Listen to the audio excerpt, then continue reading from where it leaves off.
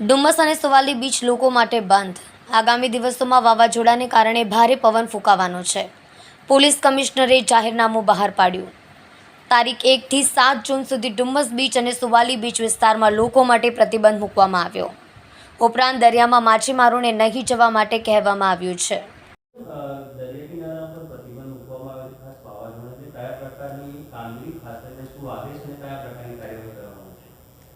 છેલ્લા 2-3 દિવસથી જે વાવાઝોડાનો આસાર આપણને મળ્યો છે ને હવામાન ખાતા તરફથી જે આગાહી છે કે માછીમારો જે છે દરિયો ખેડવા ના જાય, અને આ સિવાય સહેલાણીઓ ડુમસ કે સુવાલી જેવા સુરત સિટીને સંલગ્ન જે દરિયા કિનારા છે કે જેમાં પોતાના આનંદ પ્રમોદ માટે પરિવારજનો સાથે જતા હોય છે, તો એ ના જાય એના માટે આપણે પોલીસ કમિશનરશ્રીએ જાહેરનામું બહાર પાડી અને તારીખ 1 થી 7 સુધીમાં દરિયા કિનારે ના જવાની સૂચના આપવામાં આવી છે.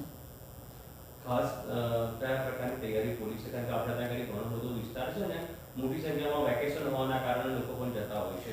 હા, ચોક્કસ વેકેશન હોવાના લીધે બાળકો સાથે પરિવારજનો સ્વાભાવિક રીતે દરિયા કિનારે જતા હોય છે અને ઘણો મોટો વિસ્તાર આમાં આવરી લેવામાં આવ્યો છે. પોલીસ અને પોલીસ સાથે સંકળાયેલા જે પણ હોમગાર્ડ્સ છે એ બધાને ત્યાં તૈનાત કરવામાં આવ્યા છે.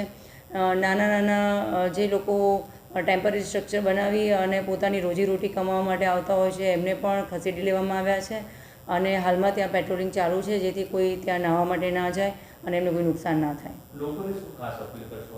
લોકોને ખાસ અપીલ કરીશું કે આટલા દિવસો દરમિયાન જે તેજ પવન ફૂંકાઈ રહ્યો છે એના લીધે કોઈ વૃક્ષ પડી શકે છે, ટેમ્પરરી સ્ટ્રક્ચર પડી શકે છે, કોઈ પણ એવું છાપરું કે એવી વસ્તુ તમારે જો પડે તો 2 વ્હીલર 4 વ્હીલરમાં જો તમે હો અથવા તો આપણે પોતે હોઈએ તો એ નુકસાન થવાની સંભાવના રહેશે. તો દરિયા કિનારાથી દૂર રહેવા માટેની અપીલ કરીએ છીએ.